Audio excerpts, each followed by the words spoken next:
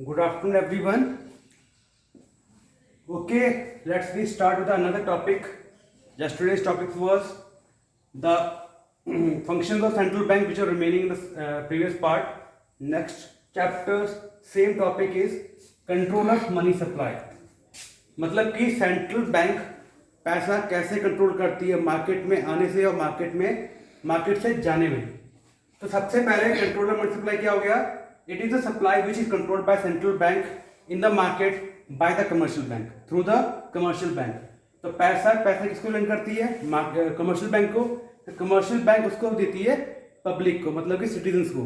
उसके थ्रू हमारा क्या होता है? मनी सप्लाई कंट्रोल होता है. और we can say control of credit, loan वगैरह कैसे कंट्रोल करना है मार्केट में जाने के लिए.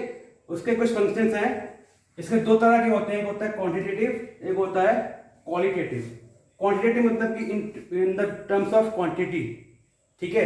और क्वालिटीज होता है मतलब इन टर्म्स ऑफ क्वालिटीज, कि उनकी क्या क्या बैंक की क्वालिटीज होती है, उसके अकॉर्डिंग वो काम करती है. ये हम बाद में पढ़ेंगे. इसमें पहला आता है हमारा बैंक रेट. अब बैंक रेट क्या होता है?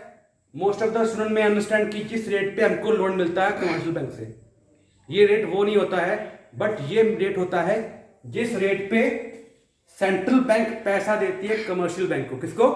कमर्शियल बैंक को, ठीक है. इट इंक्रीजेस, अगर ये बढ़ता है तो मार्केट रेट ऑफ इंटरेस्ट, मतलब जिस पे हमको लोन मिलता है, जो रेट ऑफ इंटरेस्ट हमको मिलता है मार्केट में, वो बढ़ जाएगा, ठीक है. अब वो बढ़ गया, ऑटोमेटिकली क्या होगा? पैसा मार्केट में नहीं आ पाएगा, ठीक है. अब मार्केट में पैसा नहीं आया, ऑटोमेटिकली क्या होगा? जो इन्फ्लेशन बढ़ गया होगा उसको सही कर देगा. अगर बाई चांस रेट बढ़ जाता है, कम हो जाता है, तो commercial bank easily central bank से रुपया ले सकती है. अब उन्होंने सेंट्रल बैंक से रुपया लिया, वो पैसा किसके पास जाएगा? अगर बैंक रेट कम है तो रेट ऑफ इंटरेस्ट जो हमको मिलने वाला है वो भी कम होगा. अगर वो कम हुआ तो जितने पर्सन लेने वाले लोन हैं वो और ज़्यादा बढ़ जाएंगे. तो मार्केट में पैसा क्या होगा? और ज़्यादा बढ़ जाएगा. उससे हमारा क्या हटेगा? डिफ्लेशन. क्या? डिफ्लेशन हट जाएगा. इसका और भी है, it decides the market rate of interest at which the people have take loan from the bank. Start हो गया आपका? आपको समझ में आ गया होगा. सेकंड है ओपन मार्केट सिक्योरिटीज. मतलब कि जब सेंट्रल बैंक अपनी सिक्योरिटीज को मार्केट में सेल करेगी और परचेज करेगी, उससे मनी सप्लाई कैसे कंट्रोल होता है? अगर सेम सिक्योरिटीज को परचेज करती है तो ऑटोमेटिकली परचेज कर रही है, मतलब पैसा मार्केट में देगी, तो पैसा मार्केट में जाएगा. तो उससे क्या होगा? अगर डिफ्लेशन हो रहा है मार्केट में, वो सही हो जाएगा, ठीक है. अगर वही सिक्योरिटीज मार्केट से सेल करती है, अब बेचना मतलब कि पैसा उसके पास उल्टा बैंक के पास जाएगा, तो मार्केट में पैसा क्या हो जाएगा? कम हो जाएगा. अब वो सिचुएशन क्या सही करेगी? इन्फ्लेशन. इन्फ्लेशन मतलब होता है जब महंगाई या फिर पैसा बहुत ज़्यादा मार्केट में होता है. और डिफ्लेशन क्या होता है? जब पैसा मार्केट में बहुत कम होता है या फिर बहुत ज़्यादा रिसेशन हो जाता है. उन चीज़ों को सही करने के लिए ये सेकंड मेथड होता है. अगर इन्फ्लेशन है तो पैसा क्या करेगी? मार्केट में देगी in the way of buying the securities.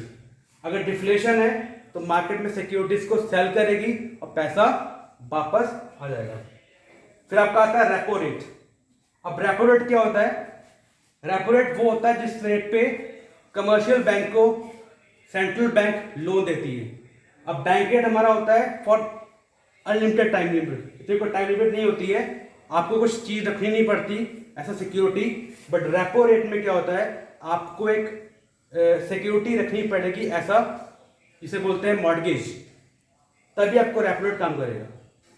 ये रेट वही होता है, सेम इसकी तरह काम करता है. इसमें भी बैंक क्या करती है?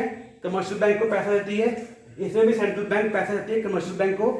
इसमें क्या होता है? आपको कोई सिक्योरिटी मॉर्गेज नहीं करनी पड़ती है, बट इसमें आपको एक सिक्योरिटी मॉर्गेज करनी पड़ेगी.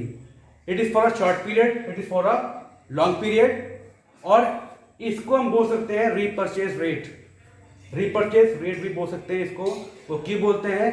क्योंकि इसमें कमर्शियल बैंक और दोनों पार्टी के बीच एक एग्रीमेंट होता है. इसमें लिखा होता है कि मैं इस सिक्योरिटीज को रीपरचेज करूंगा after a certain period of time at a pre determined price. कि मैं जो आपको सिक्योरिटी मैंने आपको मॉर्गेज की हुई है, मैं उसको रीपरचेज कर लूंगा किस प्राइस पे और कितने टाइम के बाद. अगर रेपो रेट हमारा बढ़ता है, ठीक है, तो ऑटोमेटिकली क्या होगा, पैसा कमर्शियल बैंक के पास नहीं आ पाएगा, ठीक है। अगर कमर्शियल बैंक पैसा नहीं आ पाया तो ऑटोमेटिकली मार्केट में पैसा नहीं जाएगा।